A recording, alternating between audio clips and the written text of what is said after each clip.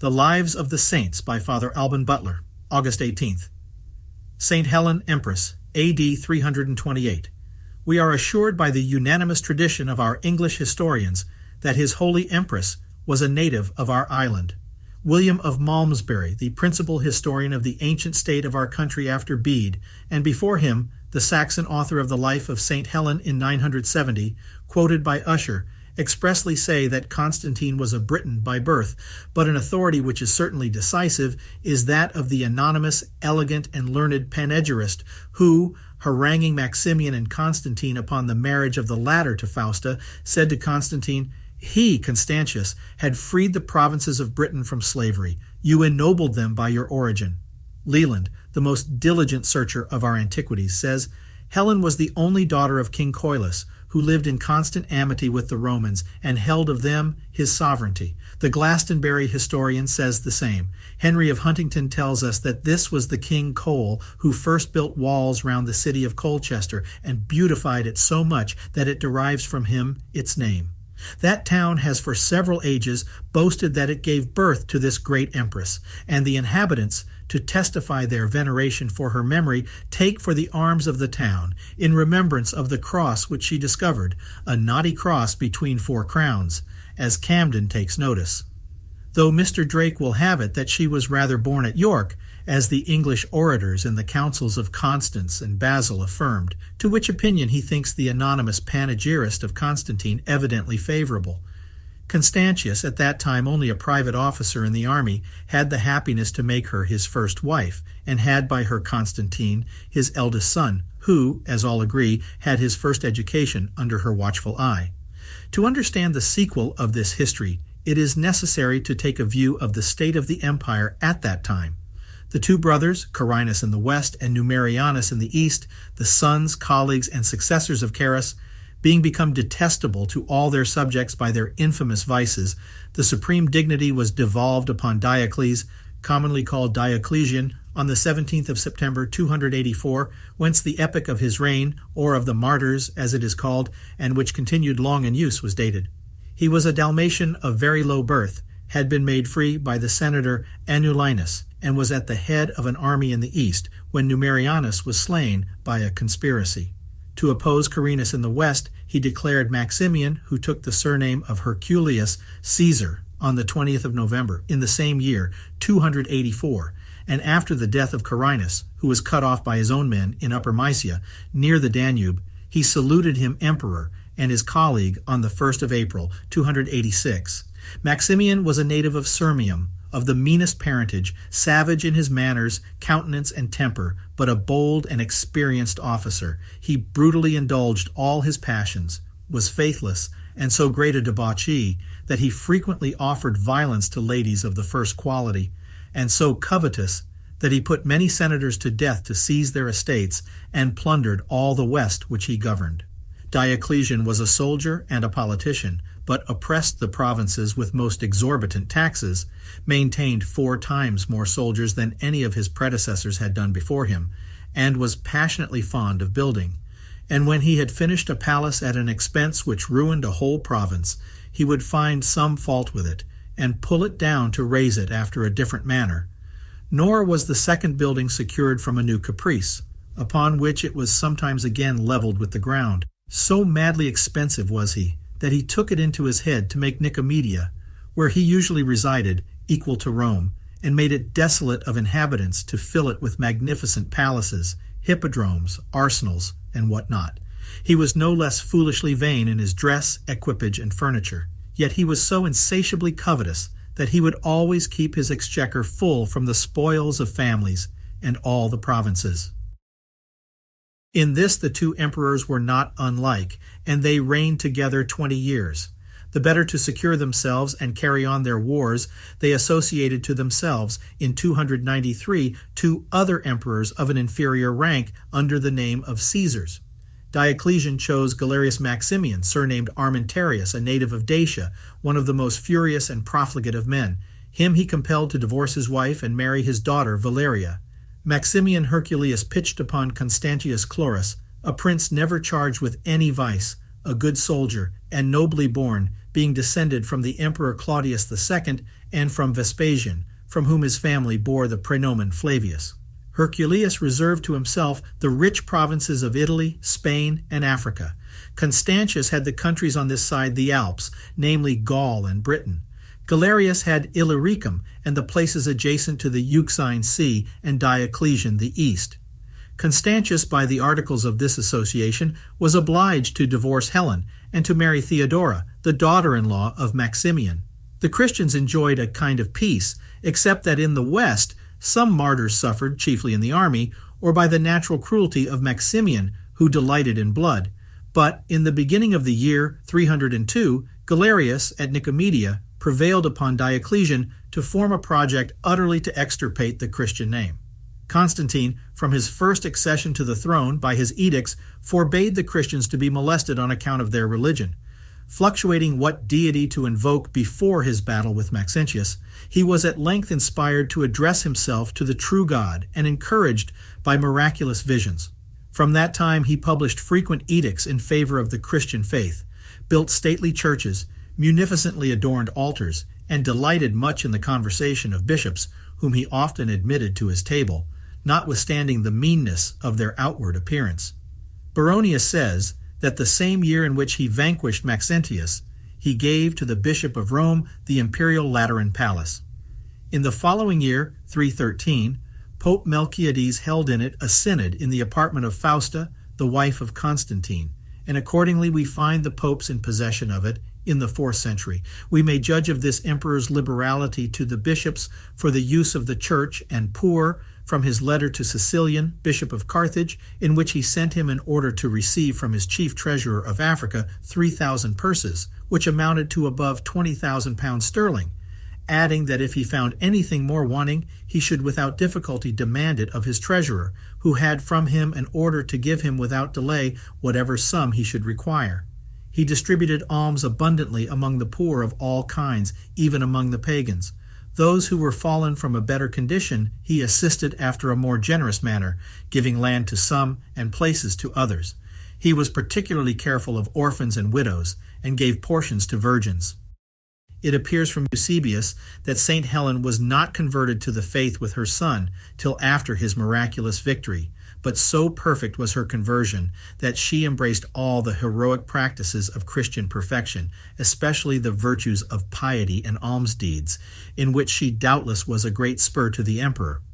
Her dutiful son always honored and respected her, forgetting in her regard that he was emperor of the world, unless to employ his power in serving her.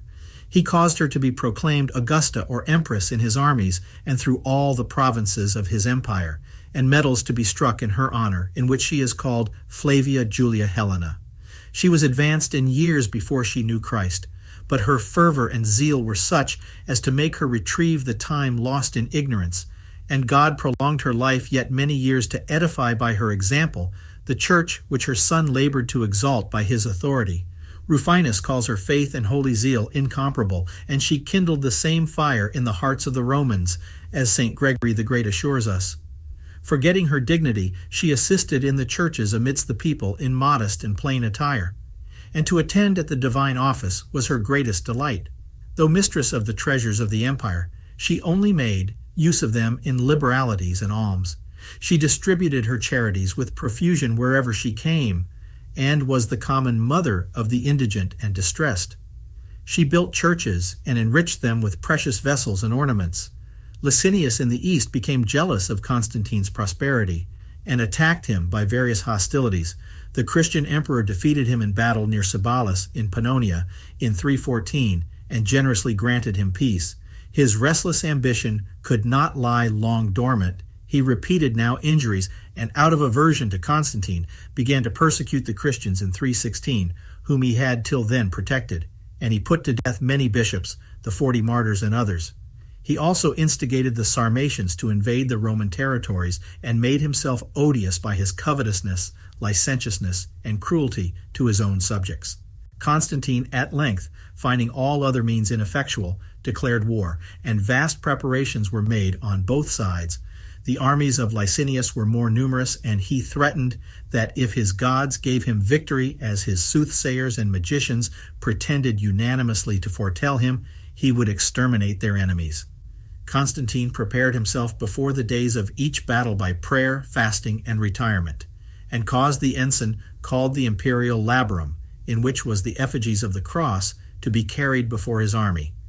In battle, victory everywhere followed this chief standard so visibly that Licinius, making a second stand near Chalcedon, ordered his soldiers to make no attacks on the side where the great standard of the cross was, nor to look towards it, confessing that it was fatal to him.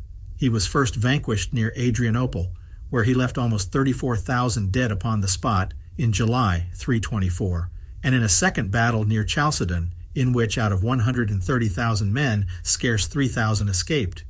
Licinius fell into the hands of the conqueror, who spared his life, and sent him to Thessalonica, where, upon information that he was attempting to raise new disturbances, he ordered him to be strangled the year following. Constantine, being by this victory become master of the East, concurred in assembling the Council of Nice in 325, and in 326 wrote to Macarius, Bishop of Jerusalem, concerning the building of a most magnificent church upon Mount Calvary.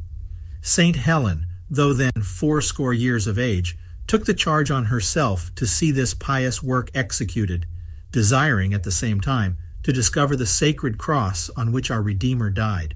Eusebius, in his Life of Constantine, 6 mentions no other motive of her journey, but her desire of adorning the churches and oratories in the holy places, and of relieving the poor in those parts, doubtless out of devotion to the mysteries of our divine Redeemer's sufferings. But Ruffin attributes it to visions, Socrates to admonitions in her sleep, Theophanes to divine warnings, St. Paulinus to her piety, saying that she undertook this journey too, and the cross amongst other motives of devotion. And Constantine, in his letter to Macarius, the Bishop of Jerusalem, commissions him to make search for it on Mount Golgotha of Calvary. The heap of earth which had been thrown by the pagans on the spot was removed, and the statue of Venus cast down, as St. Paulinus and St. Ambrose relate. Another perplexing difficulty occurred in distinguishing the cross of Christ amongst the 3 that were found, for the nails found with it were no sufficient proof. The title which lay near it, and doubtless the marks of the nails which had fixed it, furnished an indication, as St. Chrysostom and St. Ambrose mention. Yet some doubt remained, to remove which the most wise and divine Bishop Macarius, as he is called by Theodoret, who was one of the prelates who had condemned the impiety of Arius at Nice the year before, suggested that a miraculous proof should be asked of God. The pious Empress therefore went, attended by the bishop and others, to the house of a lady of quality who lay very sick in the city. The Empress having made a prayer aloud, recorded by Ruffin, the bishop applied the crosses, and the sick person was restored instantly at the touch of the true cross, as all these historians relate. Sozomen, St. Paulinus, and Sulpicius Severus add that a person dead was by the like touch raised to life, but this deserves little notice, being only related upon report, as Sozomen expresses it. Saint Helen, when she had discovered the holy cross, adored not the wood, but the king, him who hung on the wood. She burned with an earnest desire of touching the remedy of immortality. These are the words of St. Ambrose. Part of the cross she recommended to the care of the Bishop Macarius, and covered it with a rich silver case, of which the Bishop of Jerusalem was the guardian, and which he every year exposed to the adoration of the people, says St. Paulinus, and oftener according to the devotion of pilgrims. She built a most sumptuous church on the spot to receive this precious relic. The other part of the cross she sent to her son, the Emperor, at Constantinople, where it was covered and exposed to the veneration of the people with the greatest solemnity. Of the nails, one she put in a bridle, another in a diadem for her son, says St. Ambrose. A third she threw into the Adriatic Gulf in a storm, on which account the sailors entered on that sea as sanctified, with fastings, prayer, and singing hymns to this day, says St. Gregory of Tours. Eusebius, intent on the actions of the son of Constantine in his life, speaks not directly of the discovery of the cross, yet mentions it indirectly in the letter of Constantine to Macarius about building the church, and describes the 2 magnificent churches which the Empress built, one on Mount Calvary, the other on Mount Olivet. The same historian says, "In the sight of all she continually resorted to the church, adorned the sacred buildings with the richest ornaments and embellishments, not passing by the chapels of the meanest towns, appearing amidst the women at prayer in a most humble garment, Suidas adds, she was affable, kind, and charitable to all ranks, but especially to religious persons. To these, says Ruffin, she showed such respect as to serve them at table as if she had been a servant, set the dishes before them, pour them out drink, hold them water to wash their hands. Though empress of the world and mistress of the empire, she looked upon herself as servant of the handmaids of Christ. She built a convent for holy virgins at Jerusalem, mentioned by Suidas. Eusebius adds that while she traveled over all the East with royal pomp and magnificence, she heaped all kind of favors both on cities and private persons, particularly on soldiers, the poor, the naked, and those who were condemned to the mines, distributing money, garments, etc., freeing many from oppression, chains, banishment, etc. She beautified and adorned the city of Drepanum in Bithynia in honor of St. Lucian Martyr, so that Constantine caused that city to be called from her Helenopolis. At last this pious princess returned to Rome, and perceiving her last hour to approach, gave her son excellent instructions how to govern his empire according to the holy law of God. Then bidding him and her grandchildren a moving farewell, she expired in their presence in the month of August, 328, or according to some, in 326, which year was the 20th of her son's reign, who on that occasion gave magnificent feasts at Rome during 3 months. Constantine ordered her to be interred with the utmost pomp, with a stately mausoleum and a porphyry urn, the largest and richest in the world, which is now shown in a gallery belonging to the cloister of the Lateran Basilic. He erected a statue to her memory, together with his own, and a large cross in the middle of a great square in Constantinople. He also erected her statue at Daphne, near Antioch. Her name occurs in the Roman Martyrology on the 18th of August, the day of her death. Notker, abbot of Hautvilliers in the Diocese of Reims in 1095, wrote a history of the translation of the relics of St. Helen from Rome to that abbey, which was performed with pomp in 849. The author gives an authentic account of several miracles wrought through the intercession of this saint. He testifies that he had been eyewitness to many of them, and had learned the rest from the very persons on whom they had been performed. Part of this work, which is well written, was published by the Messieurs of Saint-Marthe and by Mabillon, and almost the whole is inserted by the Bollandists in their great work. The entire manuscript copy is preserved at Hautvilliers, with an appendix written by the same author, containing an account of 2 other miracles performed by the relics of this saint. This holy empress and the great prince her son paid all possible honor to bishops and pastors of the church. He who truly loves and honors God and religion has a great esteem for whatever belongs to it, consequently respects its ministers. The first zealous Christian princes were thoroughly sensible that it is impossible to inspire the people with a just value and awful reverence for religion itself and its immediate object without a reasonable respect for its sacred ministers. Upon this principle were immunities granted to the Church. Even Numa and other heathen legislators observed this maxim to impress upon men's minds religious sentiments, though towards in false worship. Scandals in pastors, when notorious, are most execrable sacrileges, and circumspection is necessary, that we be not drawn aside or imposed upon by any, because, like Alcimus, they are of the seed of Aaron, but a propensity to censure rashly, and detract from those persons who are invested with a sacred character, is inconsistent with a religious mind, and leads to a revolt. True pastors indeed, in the spirit of the apostles, far from ever resenting or so much as thinking of any slights that may be put upon their persons, or desiring, much less seeking any kind of respect, rejoice and please themselves rather in contempt, which in their hearts they sincerely acknowledge to be only their due. Humility is the ornament and the ensign of the sacred order which they hold in the Church of Christ.